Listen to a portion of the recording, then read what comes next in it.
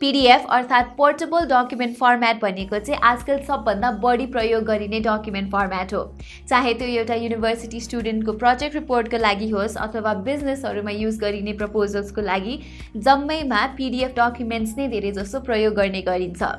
PDF format जुन पनि OS मा कम्प्याटेबल हुने भएकोले यसले कन्टेन्टको फर्मेटलाई फाइल ट्रान्सफर गर्दा प्रिजर्भ गर्ने गर्दछ। उदाहरणको लागि चाहिँ मैले अस्ति एउटा नेपाली फन्टमा लेखेको एउटा डकुमेन्ट साथीलाई पठाएको थिएँ वर्ड फाइलमा, तर साथीको ल्यापटपमा त्यो नेपाली फन्ट इन्स्टल नभएको कारणले उसकोमा फन्ट रिड नै गरेन। सो त्यस्तो टाइपको प्रब्लमहरु सल्भ गर्दा चाहिँ तपाईले PDF फाइल पठाउन सक्नुहुन्छ। प्लस यदि तपाई कुनै कन्फिडेन्शियल डकुमेन्टहरु शेयर गर्दै हुनुहुन्छ भने पनि PDF नै एउटा बेस्ट फर्मेट हो। यसलाई पासवर्ड प्रोटेक्ट गर्न मिल्छ र PDF डकुमेन्टमा केही अल्टरेसनहरु गरेछ भने पनि त्यसको डिजिटल ट्रेल रहिरहन्छ। फाइदा त धेरै छ PDF डकुमेन्ट्सहरु प्रयोग गर्नुको, तर त्यसको सर्टेन लिमिटेशन्सहरु पनि छ।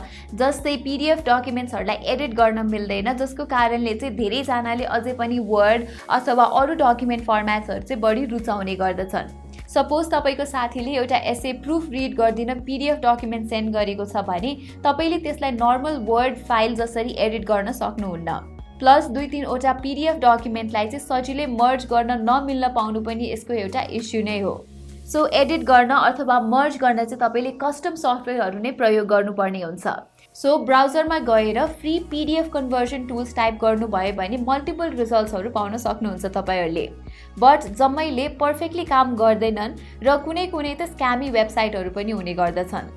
अनि धेरै जसो वेबसाइट्सहरुले कन्भर्जन गरेपछि डाउनलोड गर्ने बेला पैसा माग्ने गर्छन् भने कुनै PDF कन्भर्टर वेबसाइटले चाहिँ तपाईको इमेलमा सेन्ड गर्ने पोलिसी राखेको हुन्छ। अनि आफ्नो इमेल एड्रेस यसरी अननोन वेबसाइट्सहरुलाई दिनु त सेफ होइन। त्यही भएर आज चाहिँ हामीले Wondershare Hi PDF सँग कोल्याबोरेट गरेर एउटा यस्तो एप सँग तपाईहरुलाई इन्ट्रोड्युस गराउँदै छौं जुन चाहिँ easily one of the best PDF conversion apps हो।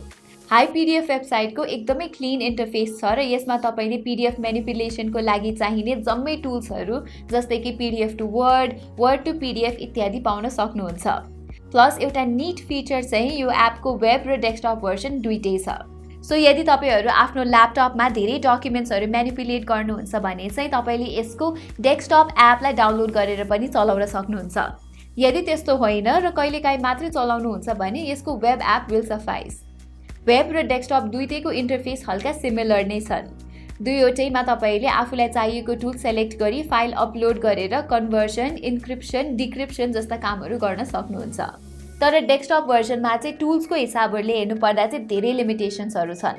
वेब एपमा तपाईले एडिट PDF जस्तो टुल्सहरुको फाइदा उठाउन सक्नुहुन्छ जुन चाहिँ अहिले डेस्कटप भर्जनमा अवेलेबल छैन। यो वेबसाइटको टुल्सहरु युज गर्न एकदमै इजी छ है। तर जस्तै मलाई कुनै एउटा PDF फाइललाई वर्डमा कन्भर्ट गर्नु पर्यो भने सुरुमा सिम्पली यहाँ वेबसाइटमा देखाइएको PDF टु वर्ड भन्ने आइकनमा क्लिक गर्ने। त्यसपछि हामीले हाम्रो PDF फाइललाई ड्र्याग एन्ड ड्रप कि त फाइल ब्राउजरबाट सेलेक्ट गर्न सक्छौं। त्यो फाइल अपलोड भइसकेपछि हामीले कन्भर्ट भन्ने बटनमा क्लिक गर्यो भने यो वेबसाइटले सर्टेन टाइम पछि कन्भर्टेड फाइल प्रोड्युस गर्छ। त्यसपछि हामीले त्यो कन्भर्टेड फाइललाई डाइरेक्टली हाम्रो पीसीमा डाउनलोड गर्न सक्छौं। यसरी यो वेबसाइटमा भएको जम्मै टुल्सहरु पनि युज गर्न सजिलो छ। अनि तपाईहरुले यो वेबसाइटमा कन्भर्टेड फाइल्सहरुको प्रिभेसीको बारेमा पनि चिन्ता लिनु पर्दैन, किनभने यसको एक्सेस चाहिँ कसैलाई पनि हुँदैन र कन्भर्टेड फाइल्सहरु चाहिँ यो वेबसाइटको सर्भरबाट 1 घण्टापछि हटाइन्छ। अनि अघि नै भने जस्तै PDF डकुमेन्ट्सलाई अनअथराइज्ड एक्सेसबाट बचाउनको लागि PDF इन्क्रिप्सन गर्नुपर्ने हुन्छ। कुनै डकुमेन्ट इन्क्रिप्ट गरेपछि त्यसको कन्टेन्ट्स अनरिडेबल हुन्छ र खाली अथराइज्ड युजर्सले मात्र त्यसलाई डिक्रिप्ट गर्न पाउँछन्।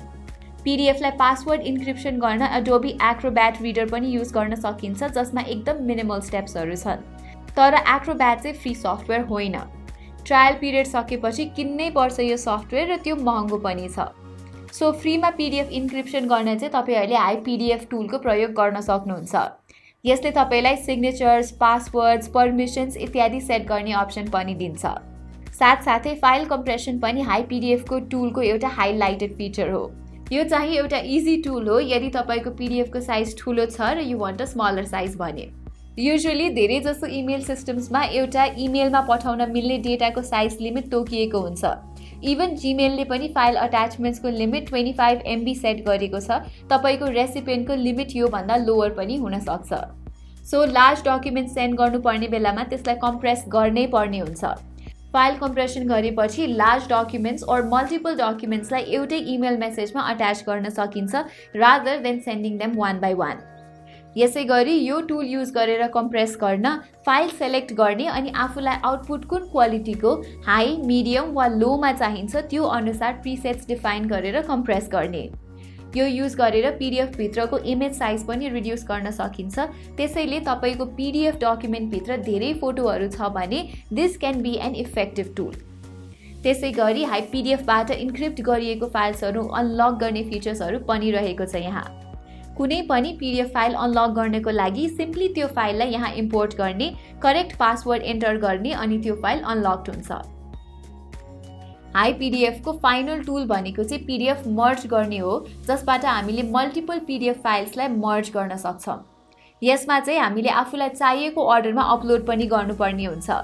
सो अपलोड गरिसकेपछि पनि ड्र्याग गर्दै सिक्वेन्स मिलाउने अप्सन भएको भए चाहिँ झन् राम्रो हुन्थ्यो होला। यसमा इन्क्रिप्सनको साथसाथै चाहिँ यो वेबसाइटले पीडीएफ अनलक अर्थात् डिक्रिप्सनमा पनि हेल्प गर्ने गर्दछ। ओभरअलमा चाहिँ यो easy to use one stop PDF tool Hi PDF को डेस्कटप र वेब एप चाहिँ निकै युजफुल छ र यो वेबसाइटमा चाहिँ एडहरू पनि आउँदैन, जुन चाहिँ निकै राम्रो कुरा हो र यो वेबसाइटको सबै टुल्सहरू युज गर्न पनि एकदमै सजिलो छ। हाई पीडीएफ को टुल्सहरू फ्री टु युज हुन्, तर यसमा अलिअलि लिमिटेसन्सहरू पनि छन्। जस्तै कि एउटा फ्री युजरले यो वेबसाइटमा हरेक 24 घण्टामा 2वटा फ्री टास्क मात्र गर्न सक्छ। तर ब्याच कन्भर्जन अर्थात् धेरैवटा फाइलहरू एकैचोटि अपलोड गरेर कन्भर्ट गर्न चाहिँ एउटा फ्री युजरले पाउँदैन। जम्मै टुल्सहरूमा unlimited access, multiple file downloads र रिसेन्ट हिस्ट्री जस्तो फिचर्सहरू प्रयोग गर्न चाहिँ तपाईले हाई पीडीएफ युजर नै बन्नुपर्ने हुन्छ। तर यसको पेड सब्सक्रिप्सन पनि त्यस्तो महँगो चाहिँ छैन। तपाईहरुले यसलाई मन्थली $8 मा सब्स्क्राइब गर्न सक्नुहुन्छ, जसको लागि चाहिँ पीडीएफ म्यानिपुलेसन जस्तो कामहरू एकदमै इम्पोर्टेन्ट हुन्छ। उहाँहरूको लागि चाहिँ पेड सब्सक्रिप्सन बेस्ट नै हो जस्तो लाग्छ मलाई। तर ओकेजनली मात्र प्रयोग गर्नुहुन्छ भने चाहिँ यसको ट्रायल भर्जन चाहिँ तपाईहरुको लागि इनफ नै हुन्छ। प्लस हाई पीडीएफ को अहिले एनुअल सब्सक्रिप्सनमा 50% अफ पनि छ, so you can look at that option too. So Wondershare Hi PDF को फ्री ट्रायल भर्जनको लिंक चाहिँ मैले तल डिस्क्रिप्सनमा दिएको छु। त्यो एकचोटि ट्राई गरेर तपाईहरुको एक्सपिरियन्स कस्तो रहेको छ भनेर तल कमेन्ट सेक्सनमा भन्न नबिर्सिनु होला। अहिलेको लागि चाहिँ यति नै, धन्यवाद।